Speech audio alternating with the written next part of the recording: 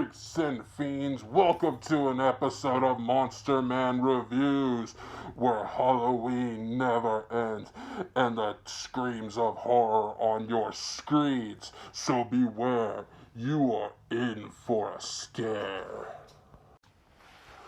On today's topic is Texas Chain Saw Massacre, the original film released in 1974, directed by Tobe Hooper, and stars Marilyn Burns, Alan Danziger, Edwin Neal, Jim Cedel, and Gunnar Hansen as Leatherface.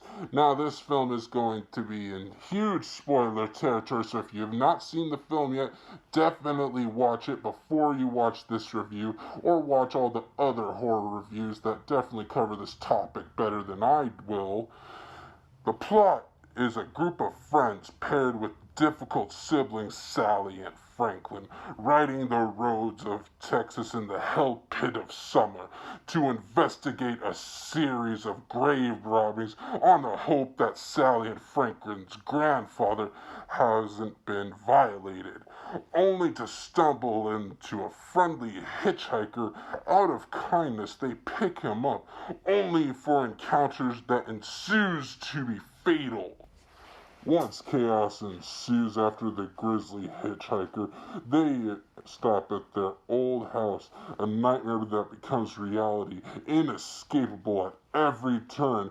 The Sawyer's slaughterhouse and the friends are annihilated each time they enter the Sawyer home, greeted by Leatherface.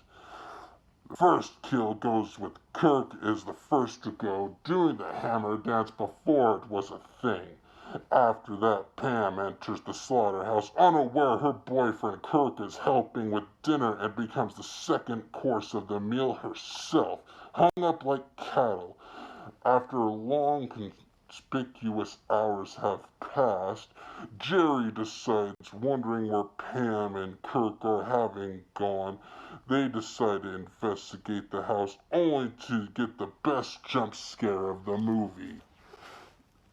After a while, Sally and Franklin argue about addressing the situation, as now they wait at the van for their friend's return, but Leatherface nips that in the bud, carving a huge handicapped Franklin into bits. Once the flashlight drops, a foot pursuit insists between Leatherface haunting Sally down in a predator and prey nature at its finest, running into the gas clerk earlier in the film for refuge, only to realize she ran into the big bad wolf, taking her back to the terror she nearly escaped.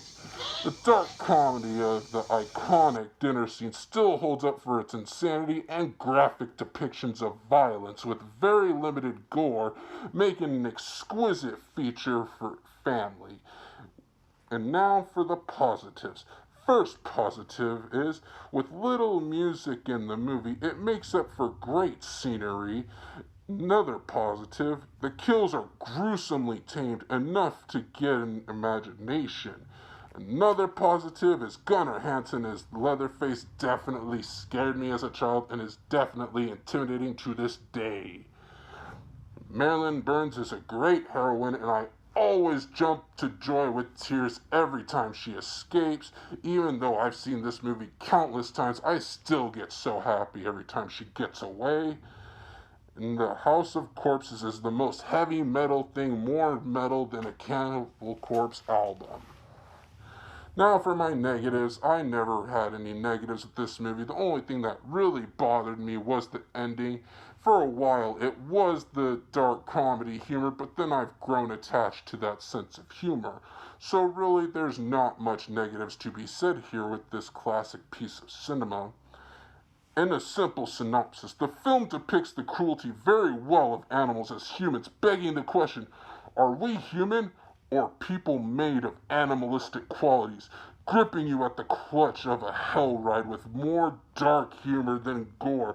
Less is more, in my opinion, with very low budget shots that turn into a cinematic masterpiece. Not much negatives are said for this one. I give a solid 9.0 out of 10 for being a perfect horror movie, and highly recommend the original if you've only seen the remake. Thank you, Monster Man out. Like, comment, and subscribe, and share the video for more spookiness.